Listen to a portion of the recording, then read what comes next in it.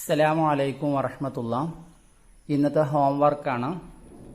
രക്ഷിതാക്കൾ വീഡിയോ പൂർണ്ണമായും കാണണം.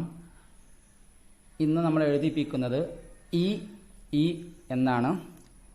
ഇവിടെ നോക്കുക, മുകളിൽ നിന്ന് താഴോട്ട് അലിഫ് എഴുതിയിട്ട് അലിഫ് വരയിൽ തട്ടണം. പിന്നെ കസ്റ ഇങ്ങനെ ചെരിച്ച്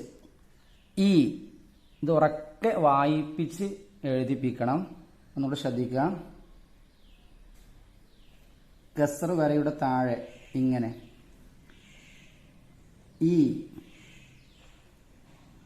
ഈ പിന്നെ വരി വിട്ട് എഴുതിയാൽ മതി. ഈ